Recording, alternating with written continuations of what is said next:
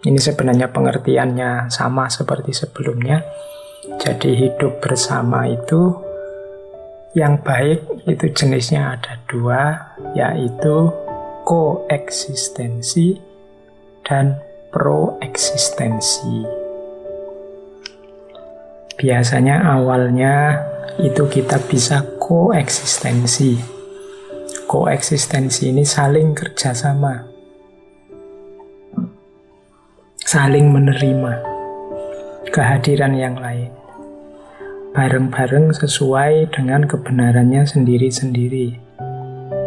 Kalau koeksistensi berjalan baik, semoga tidak sekedar koeksistensi, kita naik kelas menjadi proeksistensi. Kalau koeksistensi ini silahkan jalan sendiri-sendiri, saling menghargai, saling menghormati di tengah kebenarannya masing-masing. Kalau proeksistensi, di situ ada saling mendukung, berupaya untuk menghasilkan kebaikan bersama, kemanfaatan bersama, sehingga dari situ lahir kemaslahatan, kemanfaatan yang bisa dimanfaatkan oleh semuanya. Nah, itu proeksistensi. Kalau koeksistensi, itu konotasinya bisa silahkan kamu jalan, saya juga jalan. Saya hormati pilihanmu. Nah, ini sekedar koeksistensi.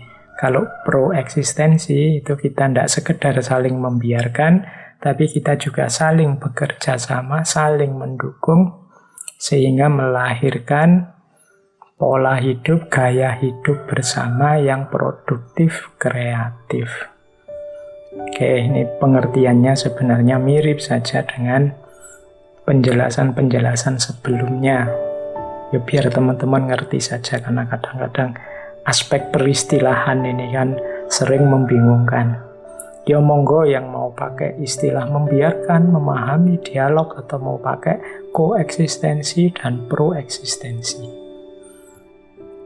Nah, kalau dirinci kemudian alur kehidupan kita bersama yang lain, ini rangkuman saya paling tidak ada 4. Yaitu yang pertama, kita menerima kehadiran yang lain. Setelah itu, tidak sekedar menerima, tapi juga kita menghargai pilihan-pilihannya. Tidak sekedar itu, yang ketiga kita bisa menikmati kebersamaan dengannya. Dan puncaknya yang keempat, kita bisa meningkatkan kualitas kebaikan, kebenaran yang kita jalankan sesuai yang kita yakini bersama-sama dengan dia, dengan pilihan kebenarannya sendiri.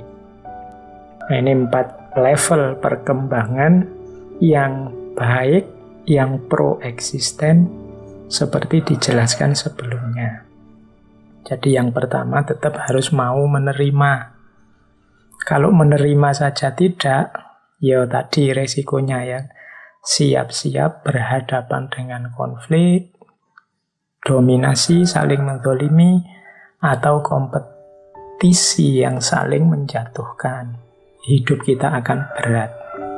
Kalau menerima yang lain yang berbeda saja, kita tidak mampu. Mungkin kita kuat, tapi jatuhnya adalah kita yang menzalimi, kita yang menjatuhkan, memusnahkan.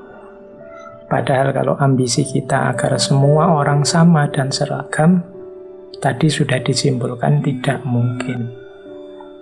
Kalau pakai bahasanya Al-Quran kan waja'alnakum syir'ata wa minhaja. Allah itu menciptakan banyak syir'ah dan banyak manhaj. Jadi banyak cara dan banyak jalan. Jadi yang pertama yang jelas harus menerima perbedaan. Kalau sudah menerima, jangan cuek. Jangan cuek. Jangan sekedar silahkan kamu dengan pilihanmu, jangan dekat-dekat dengan aku karena pilihanku berbeda. Nah, ini berarti cuma menerima saja. Harus naik kelas 1 level, yaitu menghargai.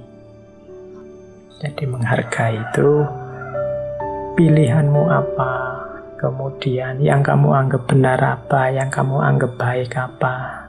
Silahkan kamu jalankan. Saya hargai sebagaimana aku juga akan menjalankan kebenaranku, mohon dihargai. Dihargai itu berarti tidak dihalangi, berarti didukung sesuai kemampuan, sesuai batas-batas kebenaran yang diyakini. Itu menghargai. Kemudian kalau sudah bisa menghargai, jangan lupa menikmati. Ini banyak di antara kita mungkin yang iyalah secara formalitas, secara teori akhirnya harus menghargai, harus menerima. Tapi aku tidak enjoy ini. Maunya kemerungsung, ingin mengalahkan saja. Kemerungsung, ingin menjatuhkan saja. Ini berarti nggak bisa menikmati.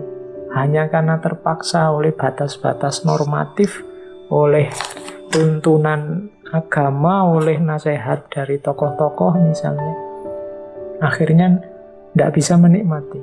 Iya benar sih kalau ditanya, sampean menerima kehadiran orang yang berbeda. Iya Pak, saya terima. Menghargai, iya saya hargai. Tapi diam-diam kamu sebenarnya ini terpaksa. Sehingga menjalankan, menerima dan menghargai yang lain itu rasanya berat. Kalau ada kesempatan ingin cepat-cepat segera konflik memusnahkan yang kamu anggap beda, itu berarti kamu tidak bisa menikmati. Jadi tidak bisa menikmati kebersamaanmu.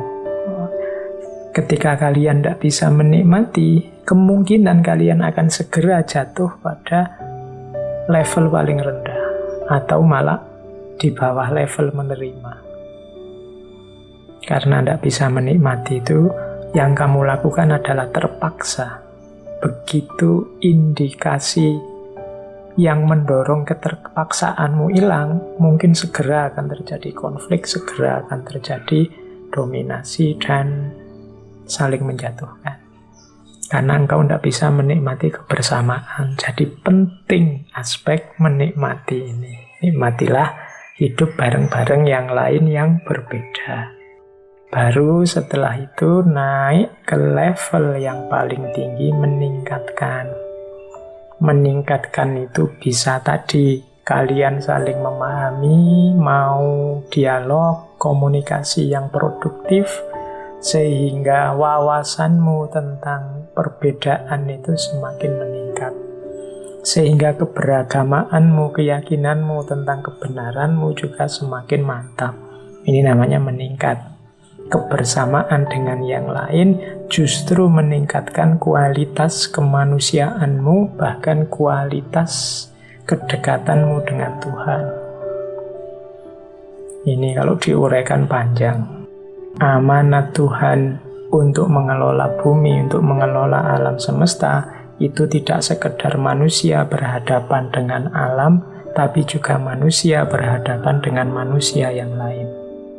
Berarti nanti pertanggungjawaban kita sebagai Khalifatullah fil ard itu antara lain kita ditanya apa sikapmu terhadap manusia yang lain yang juga makhluknya Allah, hambanya Allah, meskipun beda pandangan denganmu.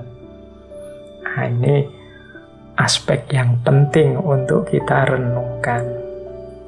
Oke, karena ya semua manusia itu makhluknya Allah, ciptaannya Allah, dan pasti dicintai, disayangi oleh Allah dengan caranya Allah sendiri.